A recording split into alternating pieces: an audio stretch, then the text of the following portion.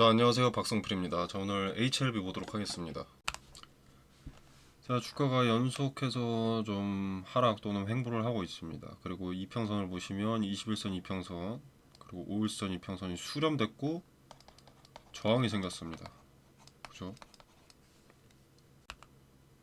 단기적으로 보면 이게 좋은 건 아닌데 그렇다고 박스권 하단을 이탈하지는 않았으니 그렇게 부정적인 상황도 아닙니다. 그냥 좋지도 나쁘지도 않은 상황, 거래도 없고 뭐 거래가 없는 게 좋은 건 아닌데 어떤 의도가 숨어 있지는 않다는 거죠. 자, 아무튼 이제 남은 이벤트 일정으로는 NDA를 신청하고 클래스 1, 클래스 2 여부를 확인받는 것입니다.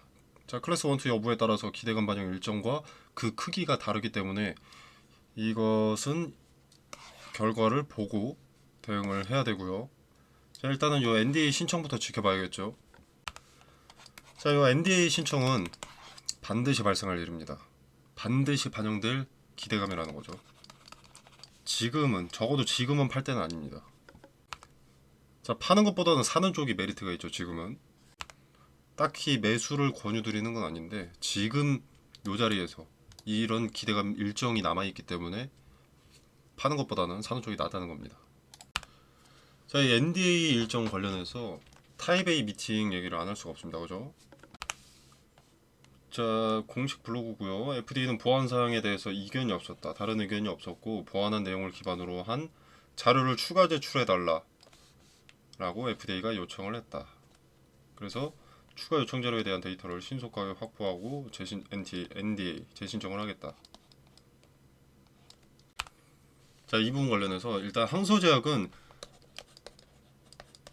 자, CMC 이슈가 있었고요. 지멘스 MES 시스템이라고 해서 약 620억을 들여서 장비를 교체했습니다.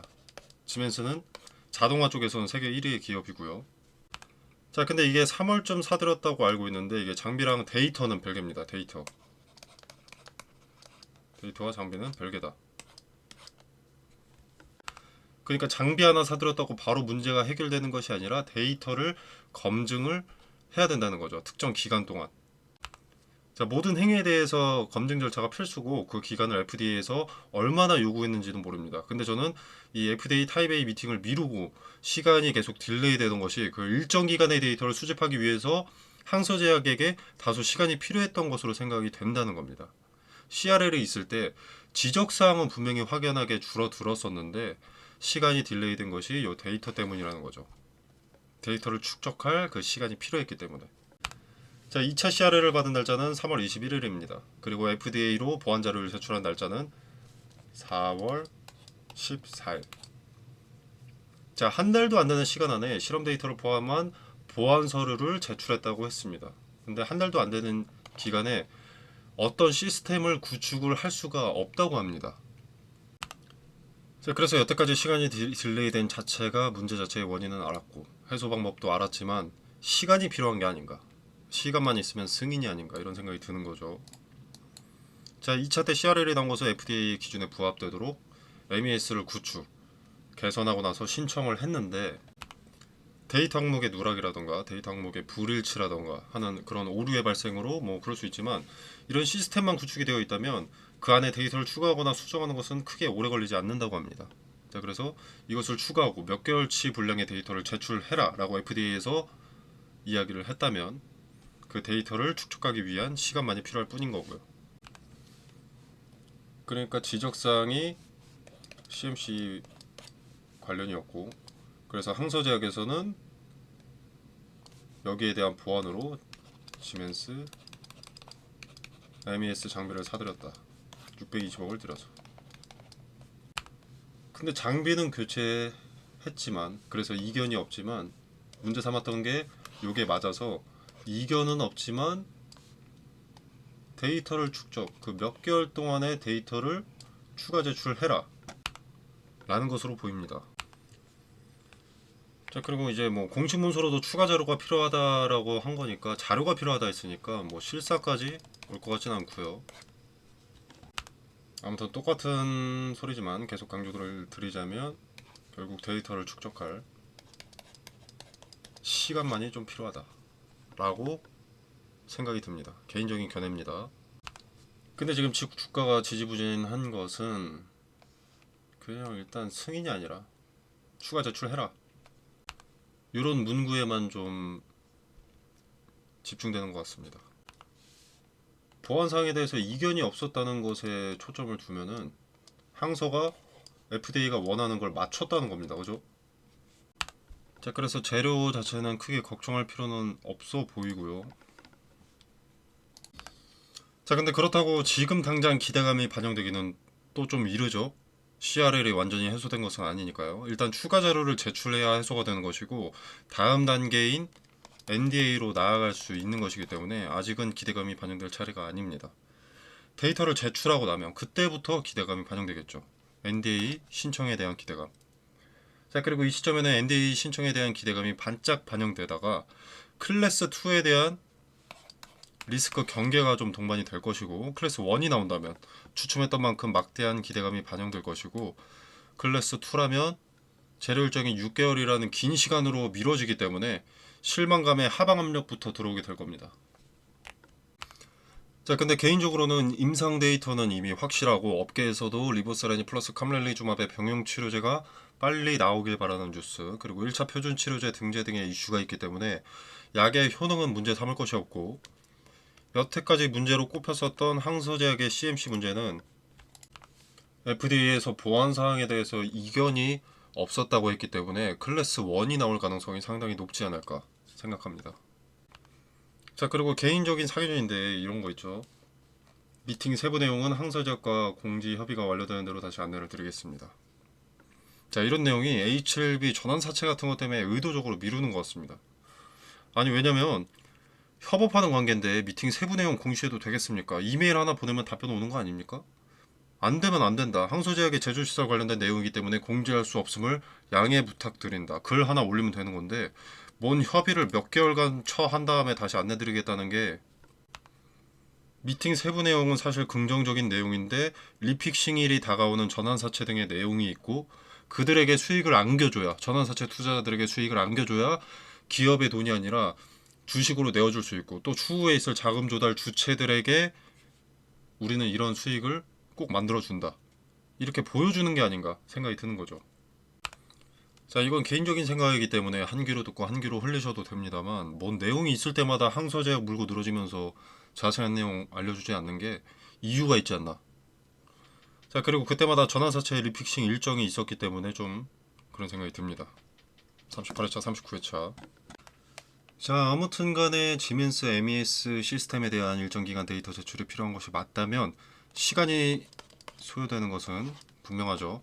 자, CMC 원인이 지멘스 MES 시스템의 가능성이 높은 것은 항서제약이 620억이라는 큰 거금을 들여서 장비를 교체했던 것과 그 시기가 맞물리기 때문에 가능성이 상당히 높다고 생각이 되고요. 만약에 항서제약과 HLB가 CRL 없이 승인이 떨어졌었다면 지멘스 MES 시스템으로 장비를 교체할 이유가 없었다고 봅니다. 자, 그래서 결국 항서제약은 문제의 원인을 파악을 했고 해소까지 했기 때문에 데이터를 축적하는 일정 시간만 있으면 여러분이 원했던 NDA 재신청이 이뤄질 것으로 판단됩니다. 자, 그렇다면 우리가 할 수 있는 내용은 박스권 하단을 만약에 터치를 하게 된다면 그 자리에서 지지되는지를 먼저 확인을 해야겠죠. 그리고 박스권 하단을 터치했을 때 분 단위로 차트를 보고 이 자리에서 거래가 집중이 된다면 분할 매수로 비중을 늘리는 것도 고려를 해볼 만합니다. 자, 근데 타이베이 미팅에 관련된 자세한 내용이 나오거나 항서제약이 추가 자료 제출한 것이 아닌데 만약에 박스권 상단으로 뜬금없이 가고 있다, 그러면 의심을 품을 필요도 있습니다. 어떤 이벤트가 있지 않았는데 위아래로 큰 변동이 있다면 필시 거래 대금을 확인을 해봐야 됩니다. 거래가 크게 동반되었다면 뭔가 있을 수 있는데 거래가 적다면 허수일 가능성이 높고요. 자, 그리고 38회차 전환사채. 자, 요건 이제 리픽싱으로 이미 최저 조정가액을 받았습니다. 최저 조정한도 55,769원, 조정 전환가액 55,769원. 자, 그리고 얘네는 이제 풋옵션.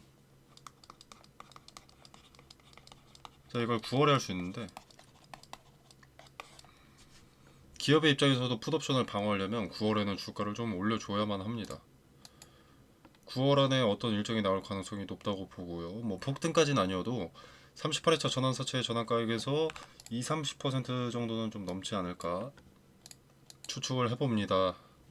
자, 물론 이 부분은 예단하고 매매해서는 안 됩니다만 기업은 직접 손해를 안고 싶지 않을 것이기 때문에 어떤 식으로든 주가를 일부러 상승시킬 가능성이 높다고 봅니다. 풋옵션을 행사하게 되면 기업은 현금 상환 부담 증가로 인해서 재무적인 어려움을 겪을 수 있거든요.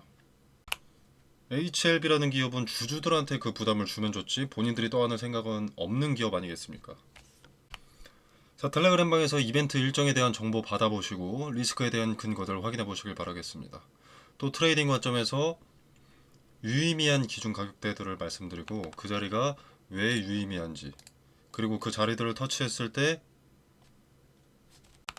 무슨 의미가 있는 건지, 근거는 무엇인지, 궁극적으로 어떤 대응을 해야 하는지 디테일을 설명드리겠습니다. 자, 텔레그램방 참여는 영상 설명란에 보시면 여기 더보기 버튼이 있습니다. 자, 이 버튼을 누르시면 이렇게 링크가 기재가 되어 있고요. 자, 이 공간 안에서 제공되는 정보 일체의 금전, 돈을 요구하지 않습니다. 투자의 기준과 근거들을 설명드리고요. 자, 그리고 개별 종목 HLB 말고도 이제 추천 종목 말씀드립니다. 뭘 사야 될지 모르겠다면 추천 종목 한번 참고해 보셔도 좋을 것 같고요. 자, 그리고 검색기 말씀 많이 하셔서 검색기 공유 드립니다. 인터넷에 종류가 너무 많습니다. 검색을 해보면. 그래서 HTS에 뭘 적용하셔야 할지 많이들 헷갈리시던데 좀 쓸모있는 것들만 추려서 알려드리겠습니다. 당연히 만능인 것은 아니고요. 쓸데없는 방대한 정보들을 제외하고 봐야 될 것에 집중할 수 있도록 추려놓은 검색기입니다. 그리고 종목 추천은 시가 매매 위주로 말씀을 드립니다. 그래서 종목 찾고 계시는 분들 한번 확인해 보시면 되겠습니다. 뭐 수익률 뭐 100%, 200%, 300% 이런 말도 안 되는 거창한 거 아니고요. 하루에 뭐 3에서 5%잘 나가면 10% 이런 거고, 당연히 매번 수익 종목인 것도 아닙니다. 리스크 적은 종목으로 매매 연습하시면서 소소하게 용돈 챙기는 목적이 더 크고요. 당연히 무료 추천 주니까 부담 없이 지켜만 보셔도 상관이 없습니다. 여러분의 투자에 도움이 되기를 바라면서 마무리하겠습니다. 감사합니다.